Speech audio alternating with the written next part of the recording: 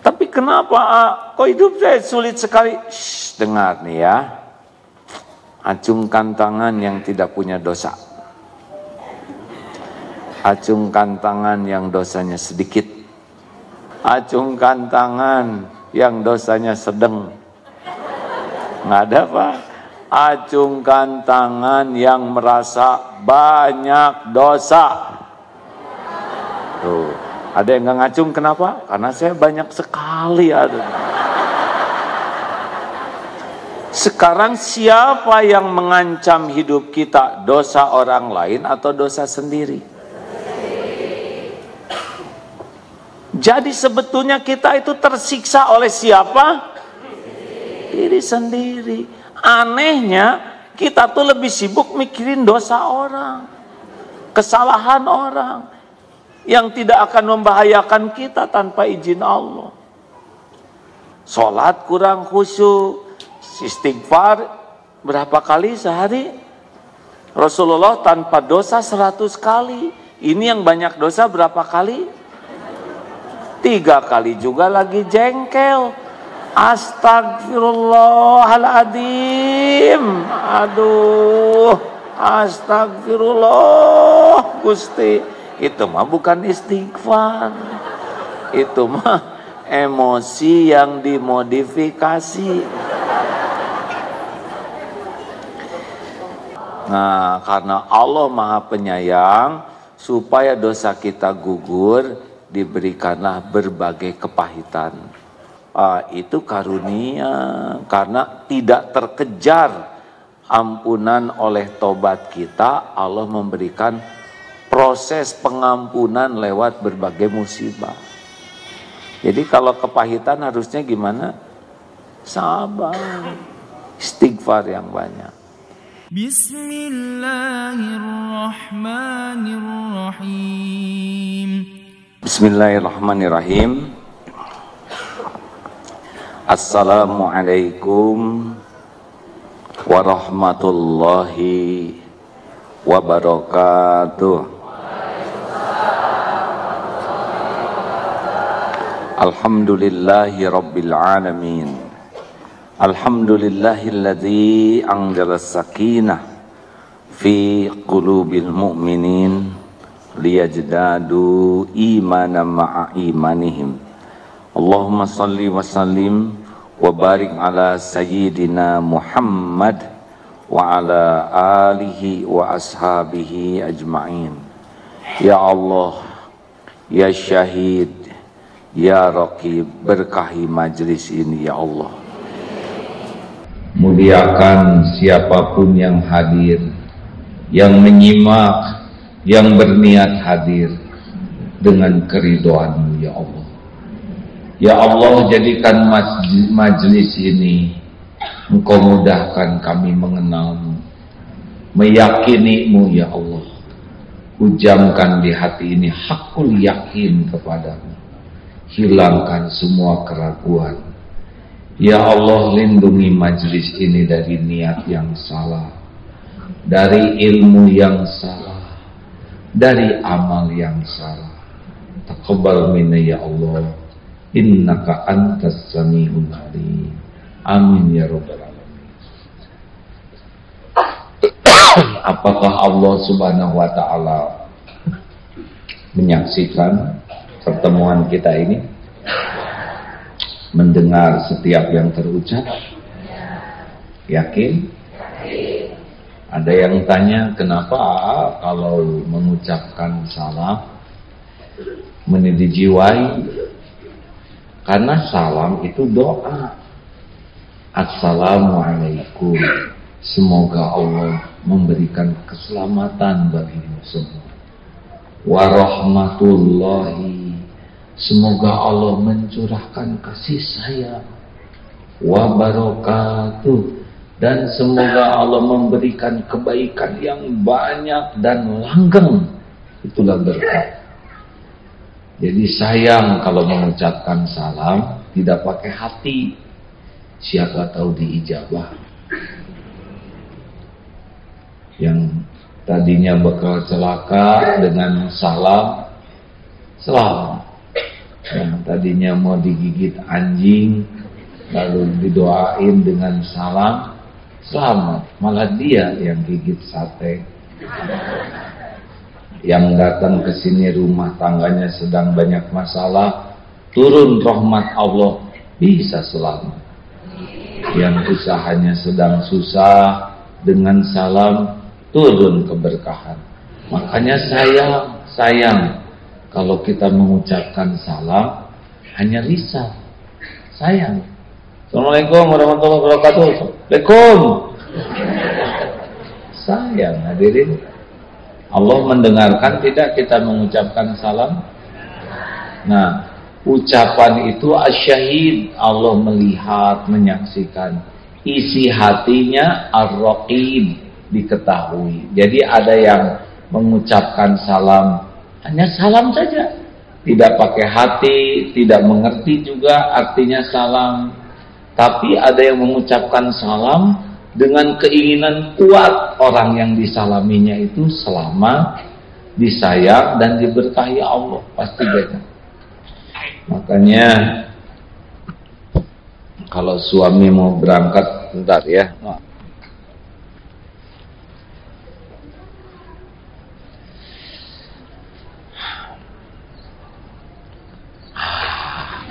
berbahagialah yang tidak berkacamata ya. Begitulah hadirin. Jadi kalau mau mengucapkan salam, tidak usah juga meremelek di mana-mana. Ya. Assalam. Tahu-tahu suami sudah pergi, salamnya kepanjangan. Proporsional. Jadi kalau mau pergi itu, Assalamualaikum warahmatullahi wabarakatuh. Waalaikumsalam warahmatullahi wabarakatuh. Siapa tahu perjalanannya jadi selamat berkah salam. Baik anak, suami, istri. Ya. Dah segitu. Apa kabar? Kalau suatu saat saya tidak ada lagi di majelis ini, jangan pernah berhenti menuntut ilmu, ya. Karena ilmu itu dari Allah lewat siapa saja. Pasti ada yang nanya, emangnya mau kemana? Mau pulang suatu saat, ya. Pasti pulang, ya. Baik, nomor 223. 222 udah belum? Sudah ya. 223 silakan. Fadhal Ustaz.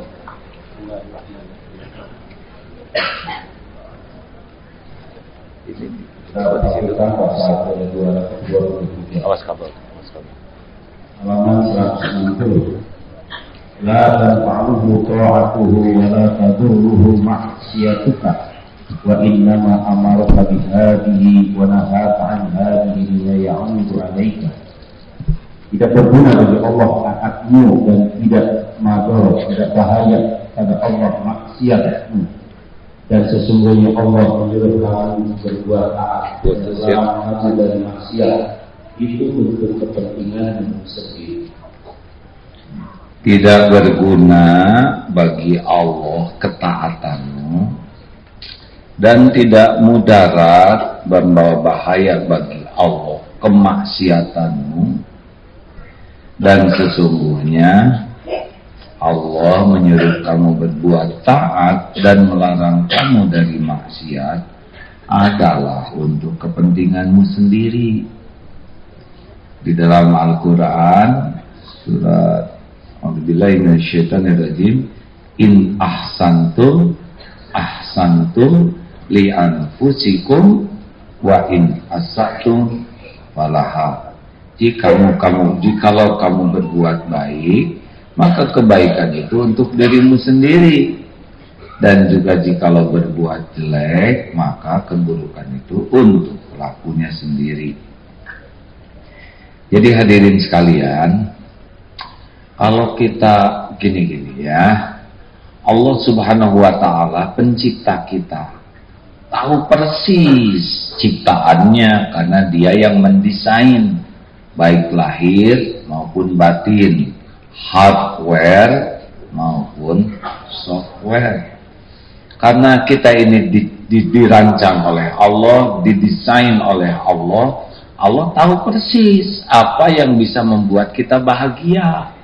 Allah tahu persis bagaimana ciptaannya ini bisa bahagia, bisa mulia dan selamat. Nah, diberilah perintah.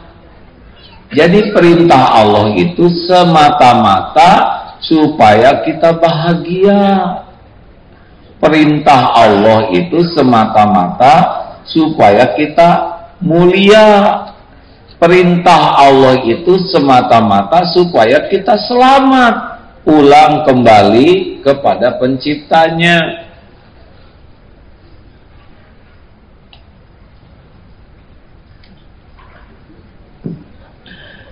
Saya dilarang oleh guru saya mengganggu yang ngobrol. Jadi kalau ada yang ngobrol saya bakal diam. Bisa obrolannya penting ya. Lebih penting dari ceramah ya. Sudah Bu. Habis kalau barisan paling depan gampang lihatnya.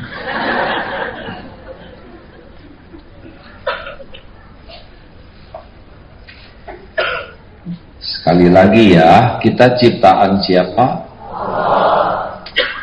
Kita diurus oleh siapa? Kita milik siapa? Siapa yang lebih menyayangi diri kita? Kita, orang tua, atau Allah? Orang tua sayang, tapi tidak seberapa dibanding sayangnya Allah. Kita sayang kepada diri kita sendiri. Kenapa ragu-ragu? Kalau orang tua sayang jelas ya. Kita sayang tidak pada diri sendiri? Belum tentu. Nih jawabannya sederhana. Banyakan mana? Baca Quran atau baca WA? Mana yang bakal jadi pahala, Quran atau WA?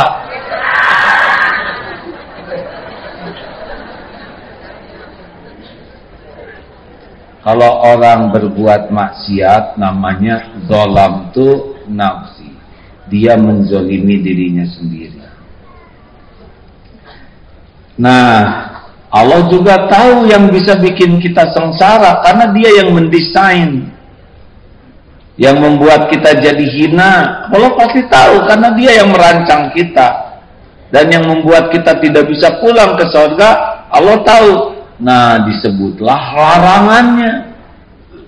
Jadi apa yang diperintahkan Allah itu semata-mata supaya kita bahagia, mulia dan selamat. Dan apa yang dilarang Allah, karena yang dilarang itu bisa membuat kita sengsara, hina dan celaka.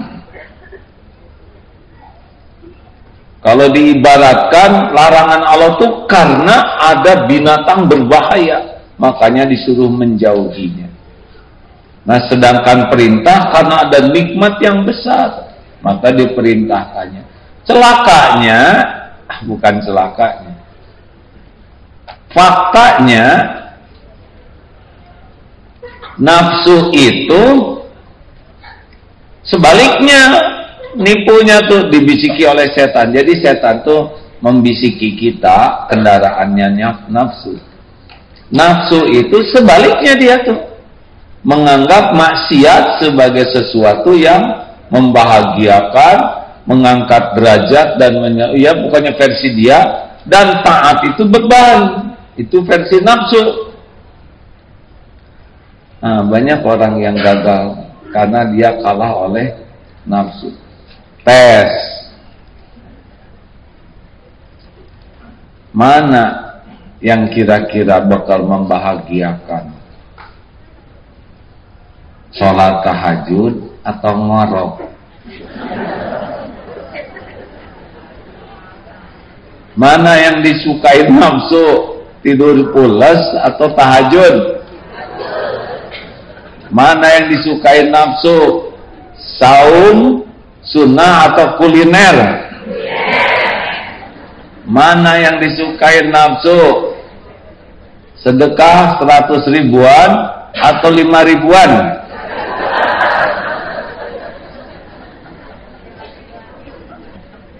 Mana yang lebih khusyuk? Sholat, bu, atau dandan?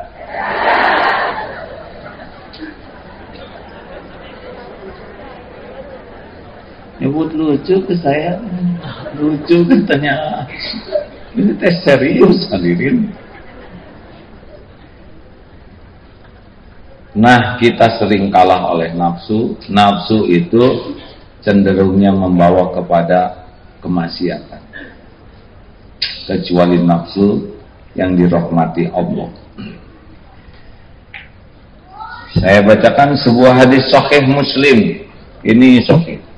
Duhai hambaku, dalam hadis qudsi Allah berfirman, wahai hambaku, andaikan orang yang pertama sehingga yang terakhir dari kalian, manusia dan jin, berbuat setakwa-takwanya, sebaik-baiknya hati seorang di antara kamu, maka yang demikian itu tidak akan menambah kekayaanku sedikit pun jua.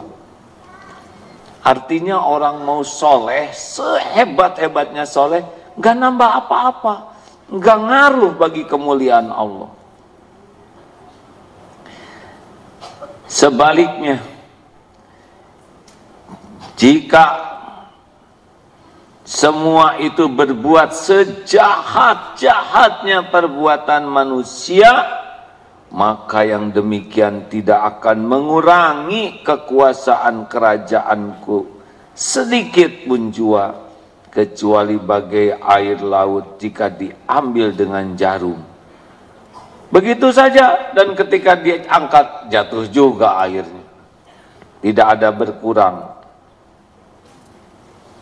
Sesungguhnya hambaku, amal perbuatanmu aku catat untukmu, kemudian aku serahkan kembali kepadamu. Maka siapa yang mendapat kebaikan, hendaklah ia memuji kepada Allah, alhamdulillah. Dan siapa yang mendapatkan keburukan, hendaklah ia tidak menyalahkan siapapun kecuali dirinya sendiri. Jelas hadirin sekalian? Jadi mana yang harus berterima kasih? Yang bersedekah, yang disedekahi? Jawab hadirin, jangan bikin emosi kan? Mana yang paling harus berterima kasih? Yang bersedekah, yang disedekahi? Dua-duanya ya. Saking hati-hatinya takut salah jadi salah betulan. Dengar pertanyaannya, mana yang harus berterima kasih? Dua-duanya. Yang harus paling berterima kasih, yang paling beruntung, siapa? Yang bersedekah atau yang disedekahi? Yang bersedekah yang paling beruntung. Yang ditolak bala, yang bersedekah. Yang dihapuskan dosa, yang bersedekah. Yang dilipat gandakan rizkinya, yang bersedekah. Yang disedekahi ya cuman dapat saja dia. Kalau dia berterima kasih, dia dapat pahala syukur. Nah, jadi untunglah kalau kita ditakdirkan bisa beramal. Tapi amal yang diterima itu syaratnya dua. Satu, ikhlas lillahi ta'ala. Dua, benar sesuai dengan tuntunan Islam.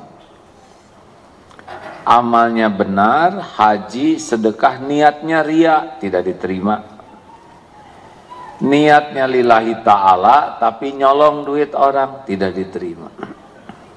Dua-duanya harus ada. Tapi yang paling besar nilainya, dua-duanya harus benar, tapi kunci terpentingnya adalah niat.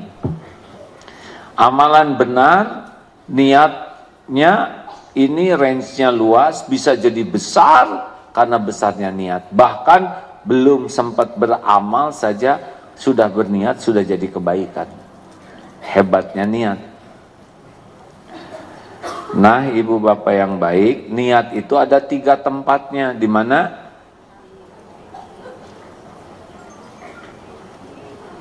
Nah gitu, kalau nggak tahu diem ya, jangan di atap kata.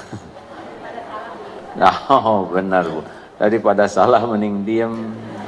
Tapi saya lihat ini sudah pada tahu, hanya tawadu. Nah, bahagia kan? Di awal, di tengah, di akhir. Jadi terjaga niat itu di sepanjang waktu. Karena niat awal benar, di tengah belum tentu selamat.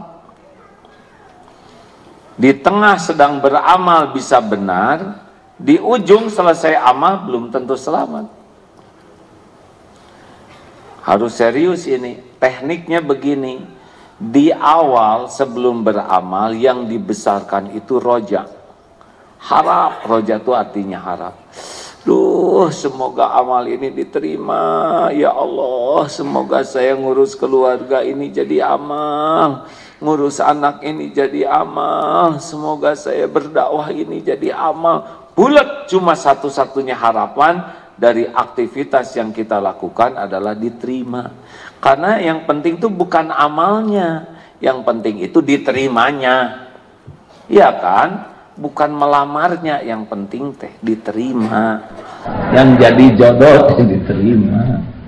Sekarang melamar banyak nggak ada yang diterima. Seperti haji. Haji itu penting, tapi yang paling penting itu mabrur. Kan haji itu ada 2, ada yang sah, ada yang mabrur. Sah banyak, tapi belum tentu mabrur. Sholat kita juga sama. Sholatnya sah tidak? Tadi subuhan? Wudu enggak? Benar. Ruku? Sudah sah lah. Apakah diterima? Belum tentu. Nggak, kita mah Allah Akbar. Aneh subuhnya sekarang jadi 4:30. Kapan jam 5:30-nya ya? Allah.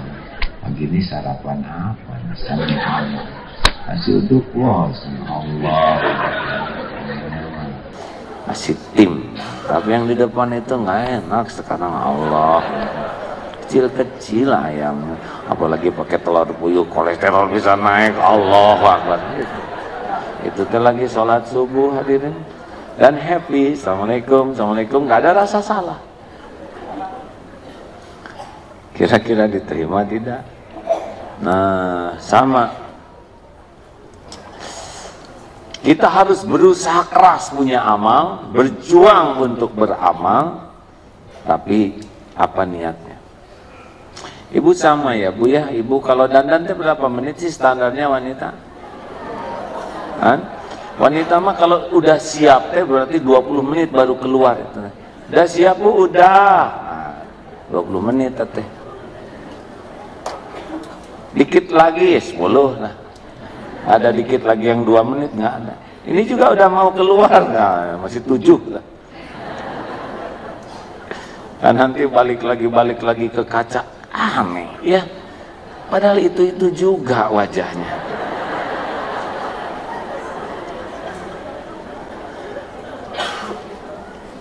Tanya Bu, niatnya apa dandan teh? Boleh tidak wanita kelihatan cantik?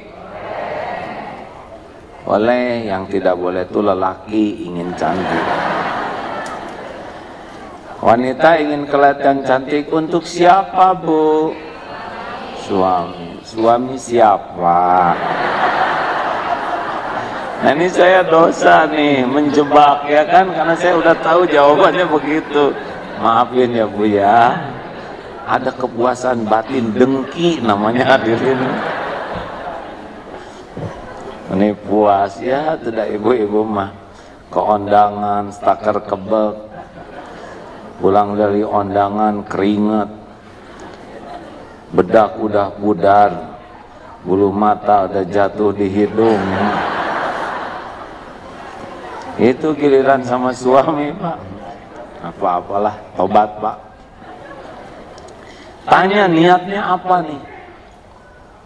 Mau azan, apa niatnya? Tanya. Karena kalau enggak jadi kebaikan buat kita. Sesudah berusaha meluruskan niat dan beramal. Nah, ini harus dua seimbang, roja dan khauf. Tetap semangat ingin diterima Allah si amalnya, pada saat yang sama takut hilang ini pahalanya.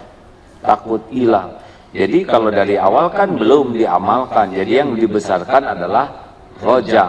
Kalau sedang beramal seimbang nih, harap dan takut, karena bisa hilang juga pahala sholat kita, bisa hilang pahala sedekah kita. Sesudah selesai beramal belum selesai itu urusan. Yang dibesarkan khauf, takut ini, jerih payah ini hilang. Umroh, berangkat, niat lillahi ta'ala. Selama umroh semoga diterima dan takut tidak ada kedudukan di sisi Allah. Selesai umroh, jaga nih yang hasil nabung 5 tahun ini, yang meninggalkan keluarga ini, jangan sampai hilang gara-gara pengen dipuji orang. Karena ada tuh yang tawaf, tiap tawaf pasti laporan sama teman-temannya, udah tawaf sunnah. Alhamdulillah, tadi adalah tawaf ke-9 kalinya. Saya pada duhur tawaf, hitamnya belum hilang, kena panas matahari, capeknya belum hilang. Ada yang sudah hilang, apanya? Pahalanya. Oh, apa laporan sama teman sekamar? Dia bukan siapa-siapa. Halo? Pada mikir, saya baru posting ya atau di delete. Astagfirullah, Ustaz. Bukan tidak boleh posting, hadirin ya, tapi tanya apa sih perlunya saya posting ini? Apakah benar ini teh jadi dakwah atau hanya pamer agar orang lain tahu? Terus kalau udah tahu gimana? Ibu punya tas baru, posting, padahal tas itu nyicil ya 24 bulan. Apa yang lihat bantu cicilannya? Terus gimana jadi mulia dengan postingan itu? Justru orang jadi curiga, ya. Dari mana ini? Suami kerjaannya itu ini segini, malah jadi curiga. Udahlah, nggak usah segala dipamer-pamer. Punya mobil bagus, perlukah diposting? Perlunya mobil tuh dipakai, bukan diposting. Iya kan? Apalagi nyender di mobil orang. Serius hadirin? Saya juga tidak mengerti. Ya, astagfirullah. Suatu saat ceramah di TVRI syuting gitu. Si ibu-ibu tahu ini mungkin mobil Agim, pada diam gitu dia. Saya ada di dalamnya. Eta teh naonan.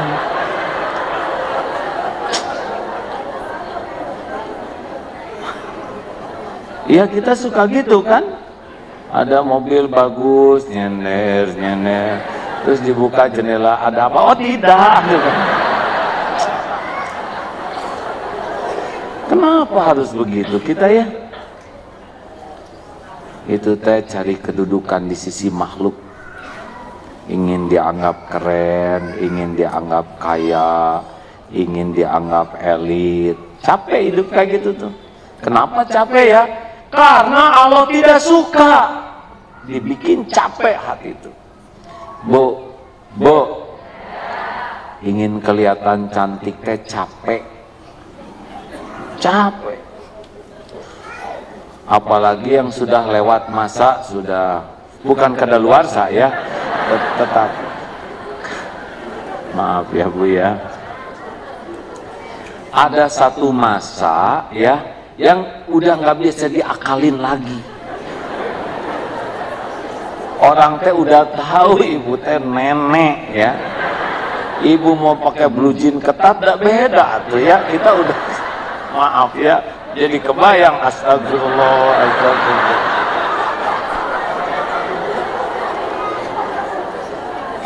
Ini saya mohon maaf hadirin. Ini ilmu tauhid juga, hanya saya kurang bijaksana menyampaikannya. Akan ada satu masa yang sudah tidak bisa diakalin lagi kita tuh. Ya kan Bu? Laki sama dan harus menerima ini.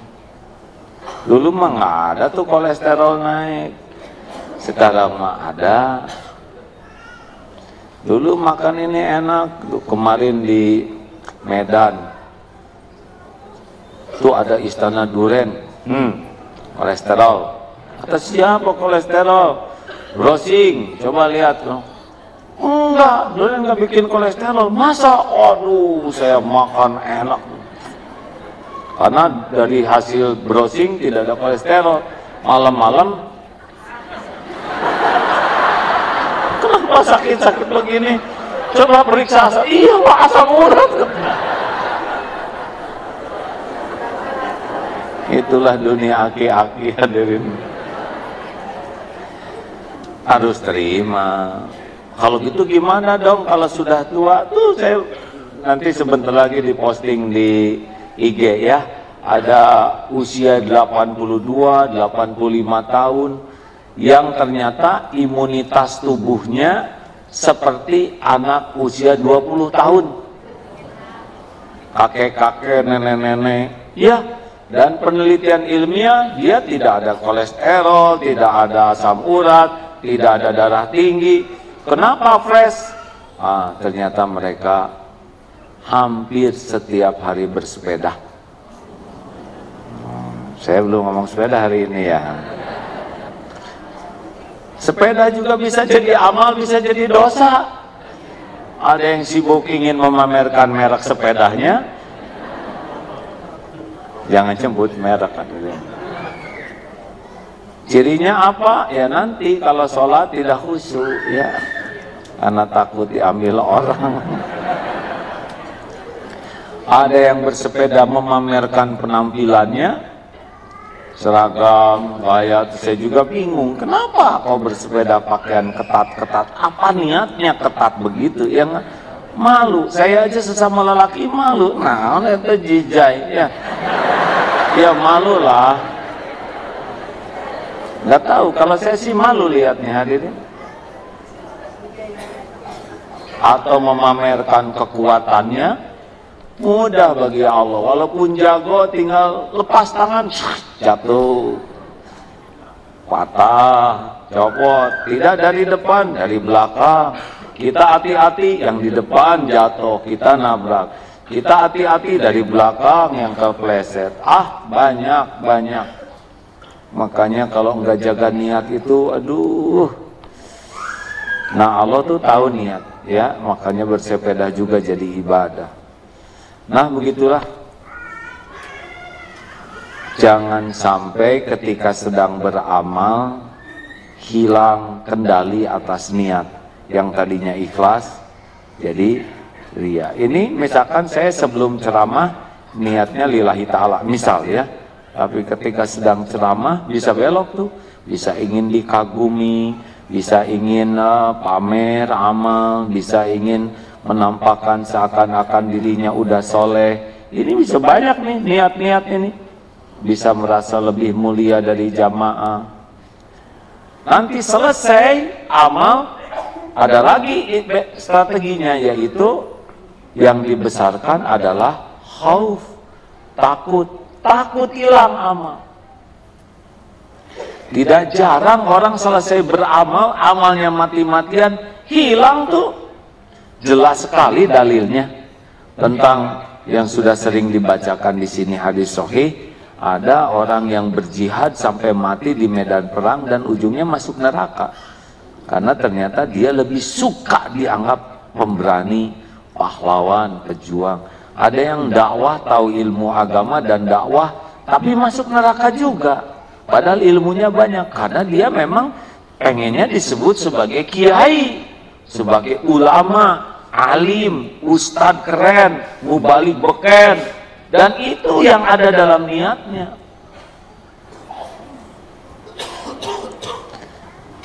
Penting nggak sih terkenal? Nggak penting. Kenapa tuh terkenal? Itu bukan keinginan saya. Gak nyangka ada saya juga begini. Asli hadirin, kadang-kadang juga heran, kenapa orang-orang pada datang ngedengerin saya? Beneran Pak, lihat pesantren juga. Nah jadi pesantren segede gini, dari mana ilmunya? Ilmu saya dengan ilmu Ustaz Edi aja lebih banyakkan ilmu beliau. Kenapa jarang ngimamin? Saya ngimamin kalau duhur dan asar aman, kalau subuh maka keder. Sebab di pesantren banyak hafiz yang sudah mutkin, yang sudah sanad Rasulullah. Gimana saya nggak keder ya? Tapi kan ini kiai, kiai teh kata orang. Tapi dah saya tahu diri ya. Daripada saya sholat terus depresi. Emang imam gampang Bu? Enggak gampang. Ngimamin tuh sangat tidak gampang. Lebih ringan yang duhur dan asar. Kalau yang zahar itu, ini mah yang saya rasakan ya, enggak gampang Bu. Apalagi kalau suaranya merdu, lebih berat lagi. Apalagi kalau dikenal, ini imam, kalau sudah imamin bergetar hati saya, Allah itu makin berat. Allahu Akbar. Bismillahirrahmanirrahim. Bener nggak dia lagi ingat Allah? Jangan-jangan ingat gitu. Belum lagi ingat makhrajnya, tajwidnya, ingat tahsin aja. Bismillahirrahmanirrahim. Boknya itu ya selapanjang sholat tuh yang dipikir tuh makhraj dan tajwid. Belum lagi ingin pamer bacaan yang panjang, yang orang lain nggak hafal, supaya nggak ada saingan, dan kalau salah nggak ada yang koreksi. Astagfirullah.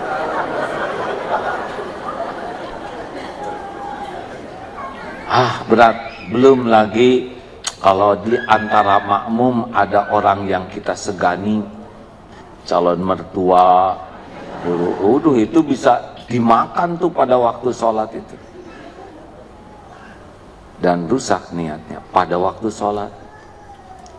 Selesai sholat, selesai ceramah, selesai adzan, selesai beramal, sudah. Jangan suka nanya, gimana tadi ceramah saya? Ada masukan? Sebetulnya bukan nyari masukan.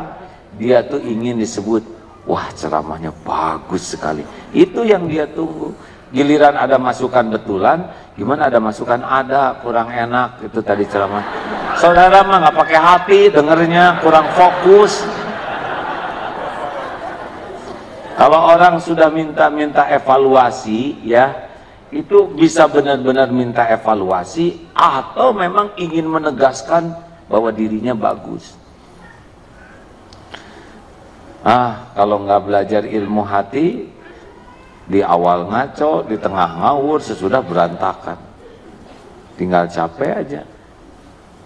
Nah hadirin sekalian, makanya kita harus tahu bahwa kalau kita beramal, itu yang untung diri kita sendiri.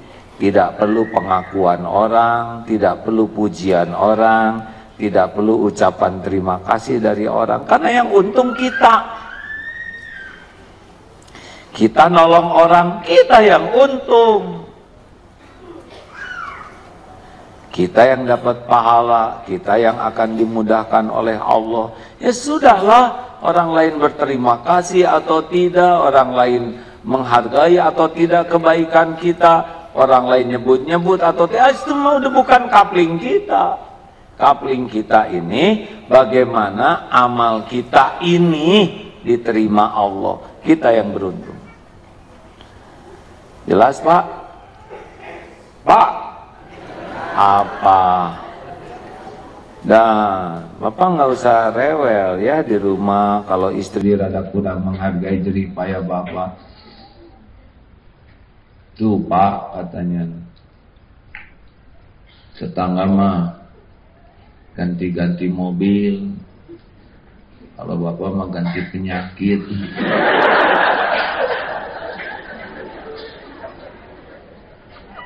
Jangan. Kalau kita dibanding-banding, alhamdulillah. Pokoknya nih Pak ya, jangan suka bertengkar aja di rumah ya. Gimana kalau istri ngomong gitu dan gini, dah pokoknya nih. Kalau lagi emosi, dengan emosi hasilnya berantakan. Walaupun kita benar, jangan berdebat. Karena debat itu suasananya lagi marah. Yang diperlukan oleh orang debat itu biasanya kemenangan, bukan kebenaran. Walaupun kita ngomong benar, nggak mau diterima. Jadi caranya mah diem Kenapa? Supaya reda. Kalau sudah tidak marah, baru tukar pikiran. Cirinya orang berdebat apa? Ya itu, dua-duanya ngomong bareng dan keras. Padahal dekat. Ya, aneh. Atau nggak usah sekeras. Gimana sih Bapak tuh bagaimana? Dekat gitu ngomong biasa aja, Bapak bagaimana? Dan giliran ngomong tuh ya, kalau dua-duanya ngomong siapa yang dengar? Itu ciri debat Pak. Dengerin aja tapi hati saya itu sakit. Kalau lagi sakit oleh omongan istri atau suami, maka lihatlah penderitaan orang dalam istri atau suami dalam berbuat baik ke kita. Jadi jangan fokus kepada kekurangan. Kalau fokus kepada kekurangan, pokoknya kalau lagi sakitin, buka aja kebaikannya, perjuangannya, pengorbanannya. Pasti lembut hati kita. Ibu marah misalkan ke kita, buka langsung oleh kita. Ibu hamil 9 bulan, melahirkan, mempertaruhkan nyawa, siang malam menyusui, mengurus, enak makan, berhenti karena membersihkan kotoran kita. Ibu marah, ingat pengorbanannya, nggak ada apa-apanya kata-kata ibu dibanding dengan penderitaan ibu mengurus kita. Itu tekniknya. Ibu juga gitu Bu. Kalau suami lagi marah teh, ini yang jadi jalan rezeki saya. Dulu mah nggak kayak gini, sekarang aduh jadi peot kayak menjadi jalan nafkah. Nah, gitulah. Kalau udah lembut ini, di sini lembut, ini wajah enak dilihat, kata-kata enak didengar, nulis WA enak dibaca. Kalau ini mendidih, ini horor, kata-kata error. Gitu. Tenanglah hidup mah ya. Dan nggak mungkin tanpa perbedaan pendapat. Nah yang biasanya kita kotor hati itu karena kita ngarep-ngarep sesuatu, ngarep-ngarep diakui jasa kita, ngarep-ngarep dihargai, ngarep-ngarep dihormati. Itu kan ciri-ciri nggak ngarep-ngarep ridho Allah. Nah, kenapa sih pada mikir gitu? Saya lihat matanya pada ke atas. Capek kalau ingin dihargai teh capek. Kalau ingin dihargai manusia teh gampang sakit hatinya, ya.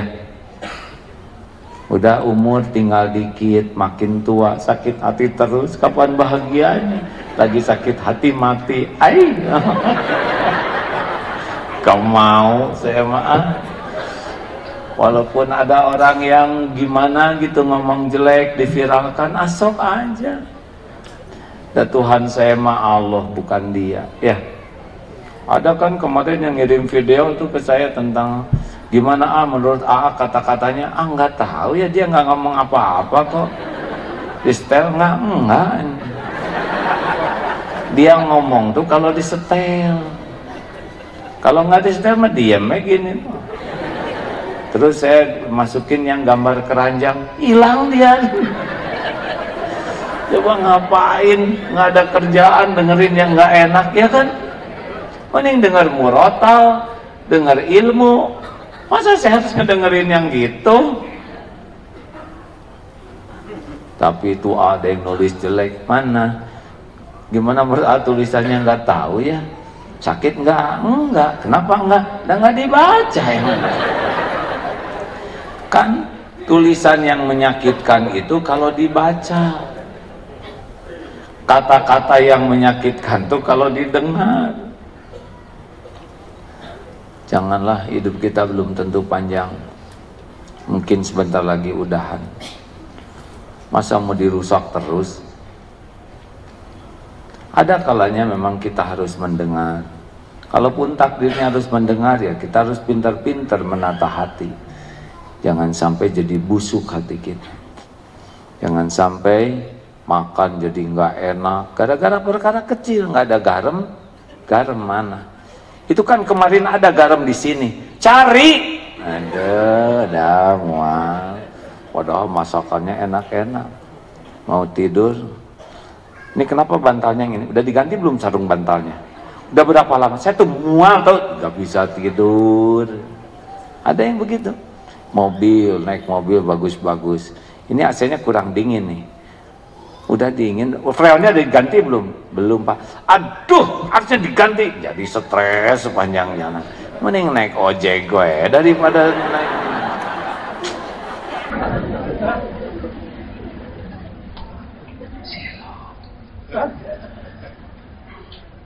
Gitulah. Kira-kira bahagia nah itu begitu. Kita kan punya hobi nyiksa diri. Segalanya didramatisir, diperbesar, dipersulit, dipergawat, diperumit. Terus gimana? Dan memang faktanya rumit. Kalau rumit, wasta'inu sabar. Jangan suka banyak curhat. Sholat. Karena biasanya kepahitan itu diundang oleh keburukan kita. Tapi kenapa kok hidup saya sulit sekali? Shh, dengar nih ya. Acungkan tangan yang tidak punya dosa. Acungkan tangan yang dosanya sedikit. Apa ngacung? Nggak jadi Pak? Nggak jadi?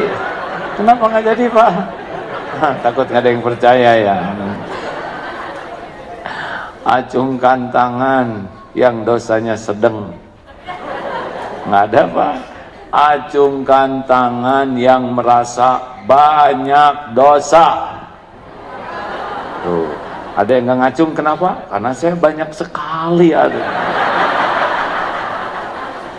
Sekarang siapa yang mengancam hidup kita? Dosa orang lain atau dosa sendiri?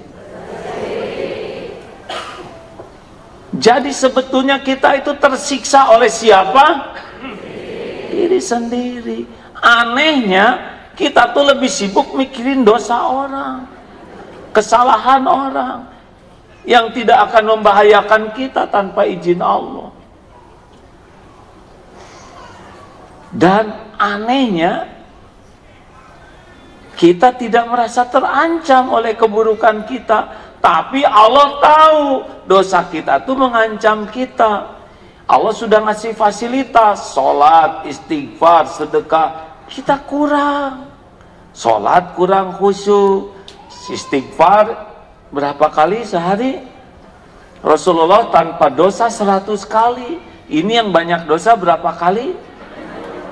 3 kali juga lagi jengkel. Astagfirullahaladzim. Aduh, astagfirullah Gusti. Itu mah bukan istighfar. Itu mah emosi yang dimodifikasi. Siapa yang lebih sayang ke kita, Allah atau diri kita? Nah, karena Allah Maha Penyayang, supaya dosa kita gugur, diberikanlah berbagai kepahitan. Kadang dimarah suami walaupun salah nggak seberapa, tapi marahnya segini. Kadang-kadang dijudesin istri padahal bapak nggak salah, salah juga sih, cuman nggak sebandeng. Kadang-kadang anak, kadang sakit, kadang difitnah, di kantor di PHK, kadang-kadang pahit sampai nyesek. Itu karunia, karena tidak terkejar ampunan oleh tobat kita, Allah memberikan proses pengampunan lewat berbagai musibah.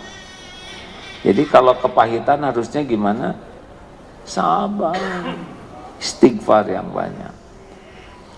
Tapi gimana, ini nyesek sekali, aduh, tobat.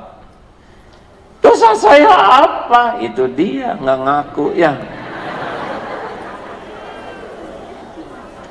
Suka ada yang marah tuh hadirin, kalau disuruh tobat tuh tersinggung katanya. Aneh. Saya nggak nyebut banyak dosa, tapi banyak tobat. Ini apa bedanya katanya. Itu jalannya hadirin. Sing sabar ya kalau sedang diuji oleh Allah kayak gitu. Saya ingin segera cepat ujiannya berakhir, bukan itu. Ingin cepat dihapuskan dosanya. Ujiannya ada waktunya.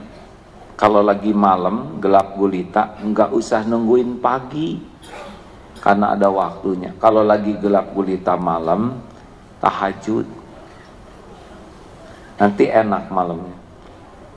Tahu-tahu pagi aja, dan paginya berkah. Tuh gitu hadirin. Jadi kalau kita mau beramal, jaga di 3 tempat. Gimana ya rahasianya supaya ikhlas sesudah beramal? Gini, sebelum beramal berusaha kita beramal, tapi kalau sudah jadi ingat bahwa amal ini min fadli rabbi, karunia Allah semata. Kayak kita ngumpulin uang buat sedekah, tapi kalau sudah sedekah ke anak yatim, terus udah keluar nih, berarti ini rezeki anak yatim yang dititipkan ke kita sebagai ujian. Kalau kita tidak merasa ini amal saya, tapi rezeki anak yatim yang dilewatkan ke kita, maka Allah mencatatkan ini amal kita. Tapi kalau ya sesudah saya nyumbang itu ya, anak yatim itu dari saya loh, itunya makannya, termasuk pakaiannya dan juga biaya sekolahnya. Memang saya ikhlas, nggak pernah cerita ke siapa-siapa. Yang penting mereka bahagia. Kita merasa kita yang memberi, kita merasa harta kita, jerih payah kita, maka judulnya kitanya tidak dapat pahala. Jelas kita? Jadi harus pintar sekali untuk menghilangkan. Belajar pikun lah ya, pikun terhadap amal yang sudah dilakukan. Punya aib tidak? Ditutup-tutupi tidak? Banyak yang ditutupin aibnya. Suami tahu modal ibu semuanya enggak? Ada enggak aib ibu yang tidak diketahui suami? Ada tidak? Jawab, ada tidak? Ibu tutup-tutupi terus? Nah harusnya amal juga ada yang kayak gitu. Kalau ini mah jelas ya, banyak aib yang tidak diketahui istri. Tuh ya, ibu teh ketawa kayak bahagia gitu. Lihat lelaki terpojok, itu teh dengki, Bu. Senang melihat orang susah, susah melihat orang senang.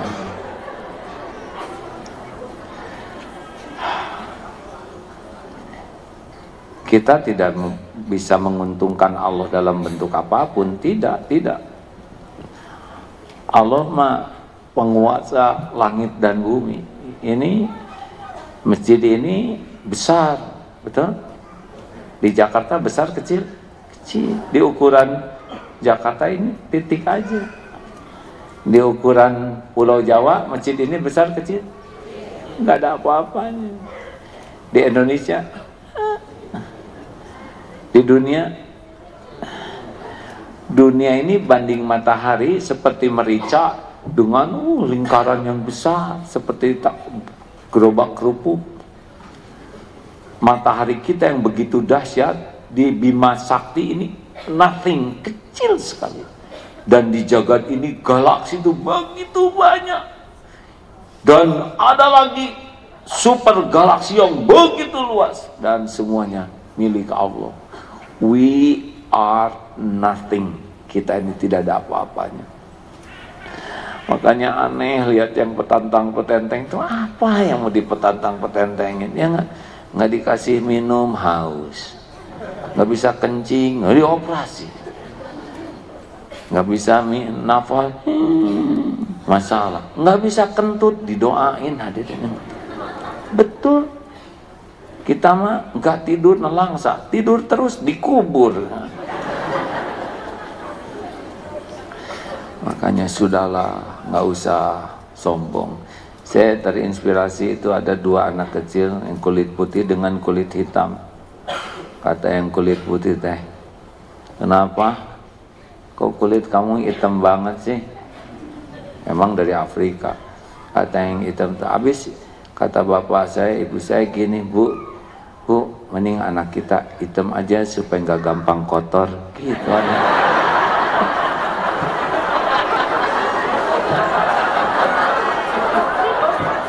Sudah, istighfar, astagfirullah. Saya udah nahan dari tadi nggak akan ngeluarkan yang itu, tapi nggak kuat, Pak. Ini bahasa marifat anak-anak ini. Terima kasih hadirin.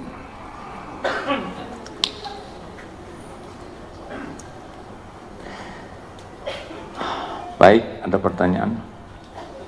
Ada yang mau ditanyakan? Saya bersyukur majelis ini nggak pernah berkurang, saya lihat ya. Ini ada yang baru datang pertama kali hari ini. Ada? Coba acungkan tangan yang baru.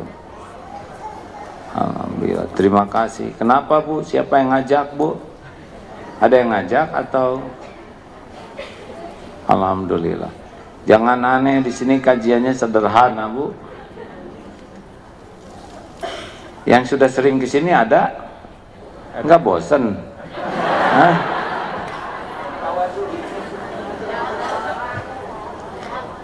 Saya juga pengen, saya sering lihat itu ceramah-ceramah para ustadz yang lain di YouTube ya, keren-keren, para linter. Saya juga ngapalin Bu, pengen kayak yang lain. Ada ingat ayatnya, nggak ingat halamannya. Ada ingat letaknya, nggak ingat ayatnya. Kenapa begini? Kata Ustadz Adi Hidayatnya ada bagiannya masing-masing. Aduh, terhibur ya. Sok atuh nanyanya yang sederhana ya. Makasih ya. Assalamualaikum warahmatullahi wabarakatuh. Saya Rodi dari Radio Dalam. Ini hari ini pas bulan mertua saya meninggal. Maaf Pak, bagaimana? Hari ini pas bulan mertua saya meninggal. Jadi mertua saya itu dia guru ngaji. Saya kurang menyimak Pak, punten. Silakan diulangi. Jadi mertua saya itu guru ngaji. Dia mengajarkan ke saya, kita kalau menyampaikan satu ayat sudah kita sampaikan, selesai utang kita. Tapi kalau saya di perusahaan, kita sampaikan satu ayat, kita sampaikan aturan, tapi kita harus pastikan itu jalan. Dampaknya, kalau memberantas maksiat seperti bupati yang kemarin itu ya, itu kita udah banyak maksiat, orang maling. Di satu sisi kita nyampaikan satu ayat, kita larang maksiat, tapi di sisi lain kita terima nih, ini gimana nih ya? Di satu sisi kita berbuat baik, tapi di sisi lain hablum minanas kita itu jadi rusak. Ya, itu sih. Itu aja sih. Berbuat baik terus hablum minanasnya jadi rusak gitu. Iya, karena banyak yang jadi bentrok dengan kita. Oh gini Pak, ada orang solih, ada orang muslih namanya. Orang solih itu adalah orang yang sibuk memperbaiki diri. Itu mah tidak terlalu banyak yang kontraknya Pak. Baik, di rumah baik. Tapi kalau sudah jadi orang muslih, orang yang berusaha baik dan berusaha keras mengajak orang lain jadi baik, itu udah pasti ada lawannya. Itu udah sunatullahnya begitu. Dan jangan aneh. Yang baik dicerca misalkan ya, yang tidak baik dipuji-puja. Tidak usah aneh, memang dunia mah begitu. Yang pasti itu adalah kalau orang berbuat baik dari hati dan sikapnya, Allah suka. Nah itu standar kita. Jadi bukan penilaian orang standar kita ya. Kalau kita sibuk dengan penilaian orang, stres Pak.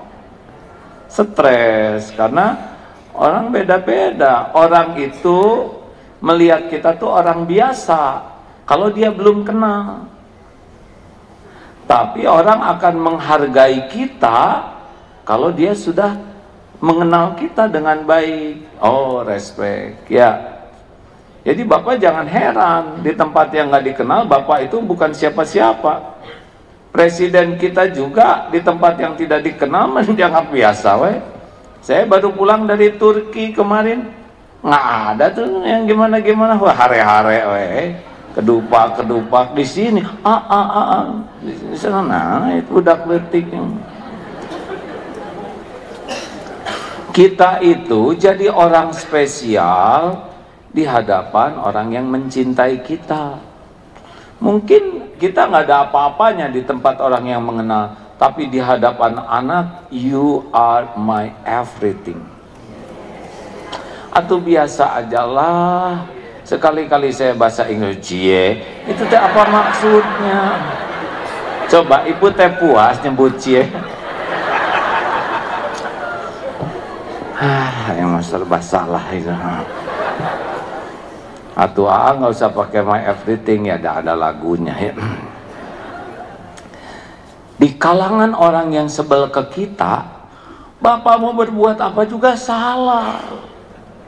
Salah we tetap. Kalau orang sudah dengki, kita diam dianggap judes.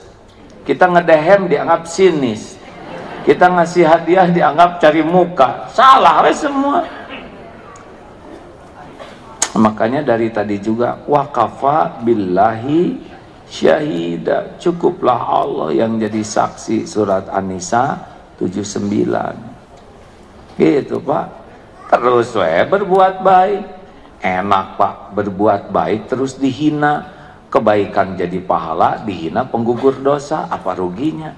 Mati kok Pak semuanya. Mati, nanti kita ini mati, demi Allah mati kita semua nih Pak. Di akhirat yang asli mah sedap hitungannya kalau selamat ya. Yang apes mah di dunianya kelakuannya hina, terus kerjanya menghina. Gimana kalau ada orang yang ngejelek-jelekin kita? Oh nggak apa-apa. Orang ngejelek-jelekin kita tuh dia lagi pamer kejelekan dirinya sendiri. Bahkan teko hanya mengeluarkan isi teko. Kalau orang baik pasti baik tuh ngomongnya, sikapnya. Tapi karena hatinya busuk, maka keluarlah kebusukannya. Jadi kalau lihat orang yang lagi menghina, meremehkan kita, ya kayak lihat film orang lagi pamer. Nih saya jelek kayak gini nih, saya ini busuk tahu, saya ngaco tahu, gitu. Hanya sepertinya kita yang jadi sasaran. Nggak apa-apa, biasa aja. Dan gak akan berkurang rezeki kita gara-gara orang yang sebel. Kan yang ngatur rezeki Allah, betul? Kita sakit hati karena kita pengen dipuji, pengen dihargai. Kalau kitanya nggak minat pujian orang, udah nggak sakit hati. Jelas Bu? Makanya kalau dandan nggak usah nanya ke suami, Mas, gimana penampilan saya? Itu kan suami bingung.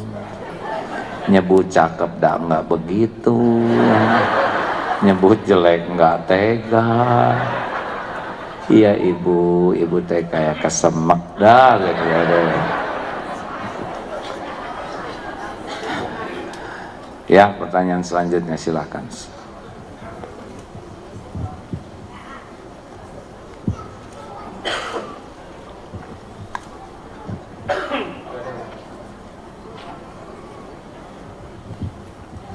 Kalau suatu saat, tadi udah ngomong ya?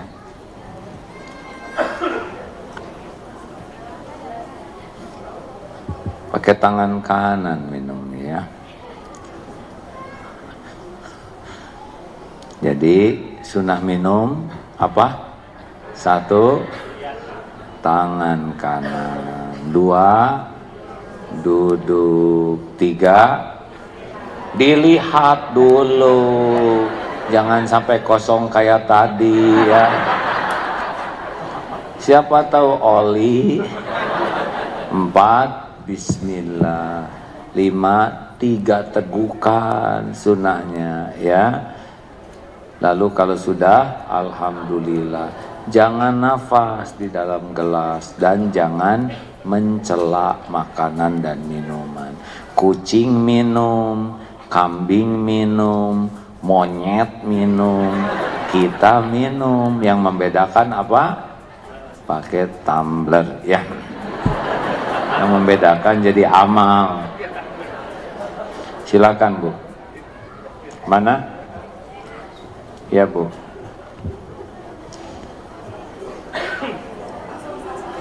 Assalamualaikum warahmatullahi wabarakatuh. Ya baik. Ibu yang bagian ngacung, ini yang bagian bicara ya. Jadi adil ya. Sambil sodakoh ya. Bismillah ya Allah. Berkahi siapapun yang bersedekah ini ya Allah. Jadikan sedekah ini penolak bala dan musibah, menjadi penggugur dosa, pengangkat derajat di sisimu, pembuka rizki yang lebih halal, lebih berkah, lebih melimpah. Jadikan jalan ijabah doa ya Allah. Taqabbal minna ya karim. Amin ya rabbal alamin. Ya silakan bersedekahlah hadirin. Tuh Pak Ustaz. Ya Bu. Assalamualaikum warahmatullahi wabarakatuh. Assalamualaikum Saya mau bertanya, gimana caranya menimbulkan pikiran positive thinking terhadap orang lain? Makasih. Positive thinking teh berpikir positif. Ya Pak Ustadz. Ya, surat Al-Hujurat ayat 12 Bu. A'udzubillahi minasyaitonirrajim. Ya ayyuhalladzina amanu istanibu katsiran minadh-dhann inna ba'dadh-dhanni ism. Wala tajassasu wala yaghtab ba'dukum ba'd. Ayyuhibbu ahadukum ayyakula lahma akhihi maitan faqaritumu wattaqullaha innallaha tawwabur rahim. Hei orang yang beriman, jauhi prasangka. Karena sebagian dari prasangka itu dosa, yaitu suudzon. Disebutkan dalam hadis, orang yang suka berburuk sangka disebut akdzabul hadis. Hati-hati kalau kita ngomong, kalaupun benar prasangka kita tidak ada pahalanya. Kalau salah itu prasangka jadi dosa. Jadi Bu, mana tadi yang nanya teh Bu? Ada ya. Kalau ke orang yang beriman, cari 1001 alasan untuk berbaik sangka. Tapi jatuhnya kepada orang yang beriman. Cari alasan agar kita bisa berbaik sangka. Yang sederhananya itu, aduh saya tuh gak kepancing untuk ngomong ini aja. Misal ada yang buang angin di samping, kita harus husnuzon bahwa dia tidak ada niat kentut di majelis taklim. Nggak mungkin lah jauh-jauh pengajian mau kentut di sini, benar? Satu, nggak mungkin ini si ibu niat. Dan tidak boleh dilarang, misalkan tut, Bu, jangan kentut. Bagaimana jangan? Udah, urusannya udah selesai. Mau digimanain lagi? Dipulangin nggak bisa. Bu, dengerin ini. Berbaik sangkalah bahwa tidak ada niat. Yang kedua, berbaik sangkalah bahwa dia udah nahan mati-matian. Itu enak ke hati kita daripada gak tahu sopan santun, gak tahu adab. Itu tidak menyelesaikan masalah, udah tuntas masalahnya. Ya tapi akan bau, berarti udah kesedot, ya kan? Mau digimanain lagi coba? Ha? Saya minta maaf ini ya. Berbaik sangkalah, oh mungkin si ibu malu, makanya sikap kita pura-pura tidak tahu. Tenang aja, kalau perlu bisikan, tenang aja bu, nggak kedengaran kok gitu. Jadi lebih tenang. Sampai ada ulama Hatim Al-Asam, seorang ulama, ini kisah ini populer. Jadi ada yang konsultasi, kemudian ibu-ibu ini nggak bisa menahan anginnya, tapi ulama ini jadi pura-pura tuli, sehingga ibu ini ngomongnya lebih keras dan tenang. Oh berarti nggak kedengaran nih, padahal jelas. Demi menjaga perasaan sampai kayak gitu bu, sampai disebutnya ulama tuli. Kita mah bukan hanya nutupin aib, dikorek-korek aib orang.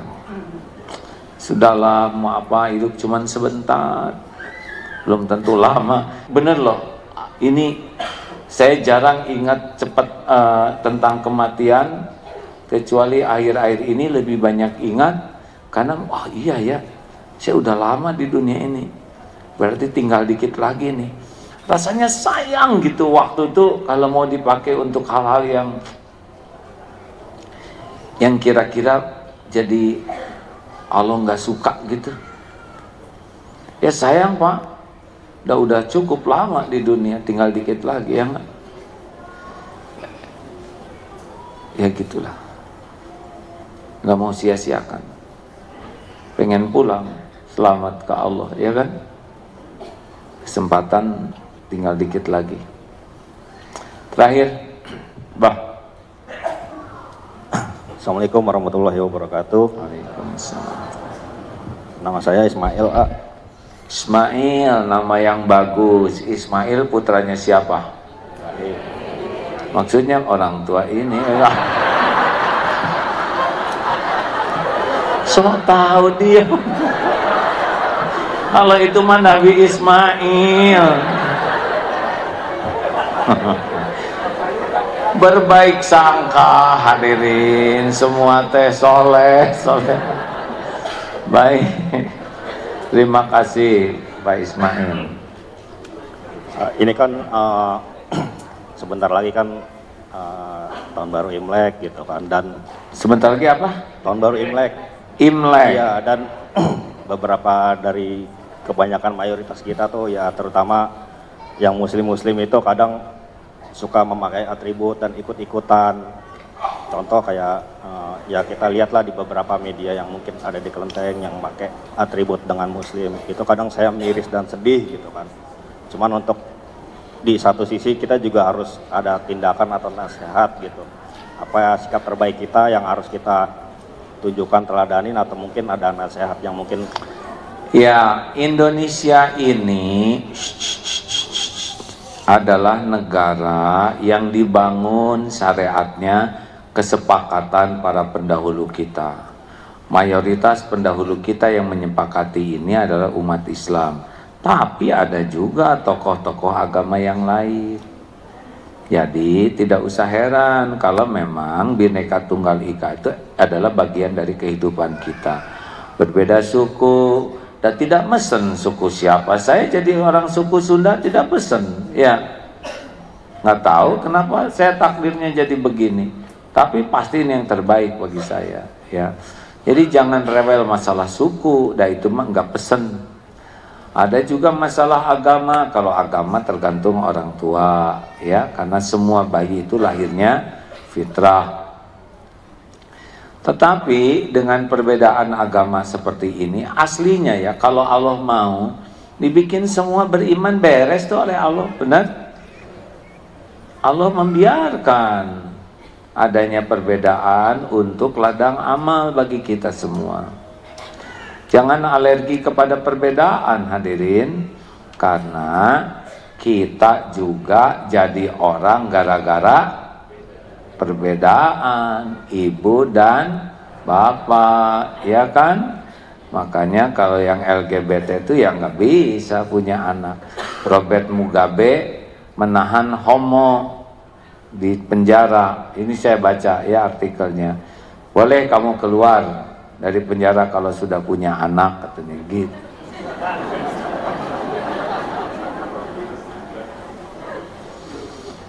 Nah, beda agama gimana? Lakum dinukum waliyadin. Jadi kalau dengan agama yang lain yang kita lakukan, satu adalah tunjukkan indahnya Islam.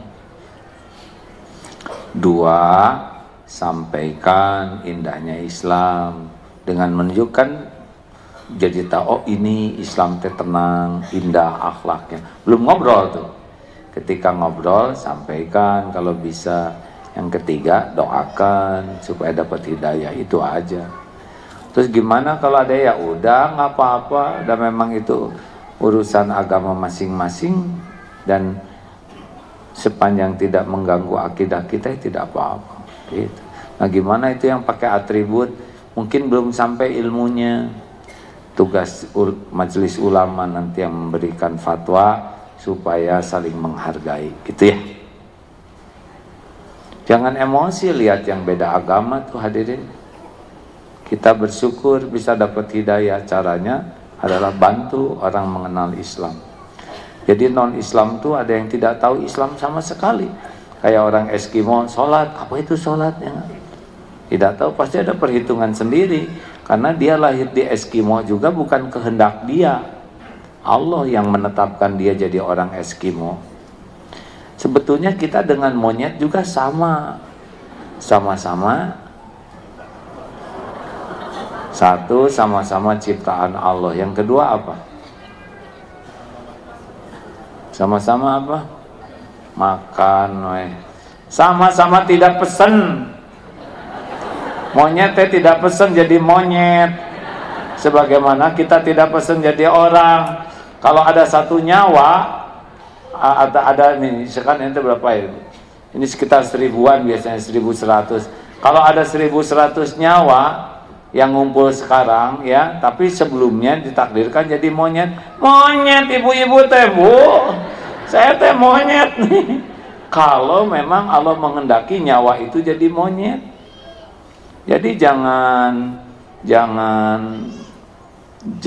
serta-merta menganggap remeh, karena monyet dengan kita teh sama-sama nggak pesen. Nyamuk coba, mata lihat nyamuk, hati langsung ini nyamuk ciptaan Allah, ini nyamuk dan saya sama-sama nggak pesen. Untung saya jadi orang, nggak jadi dia. Kalau jadi dia, nyari makan aja terancam. Berapa banyak yang wafat mencari nafkah, lagi makan nggak tenang, berapa banyak. Ya kita ditempeleng mending, nyamuk ditempeleng gepeng, Pak. Selesai makan udah berat-berat itu, Pak, diburu atuh. Makanya lihat nyamuk itu memang udah garismu seperti ini. Sing ridho ya nyamuk. Kasihlah bangsa setetes mah. Suatu saat nyamuk bunyi, Pak. Saya ingat ceramah sendiri. Ceramah sendiri kan bilang kalau satu nyamuk, wah kasih aja. Ya udahlah nyamuk silakan, asal jangan di daerah kepala bising. Tapi kepikir juga jangan-jangan dia ngasih tahu teman-temannya, ya kan? Wah itu mah diem aja, katanya nggak ngancam, ayo serbu. Hadirin, gitulah Pak ya. Kalau bisa menyampaikan, sampaikan baik-baik ya. Maaf ya, begitu yang disampaikan. Bismillahirrahmanirrahim.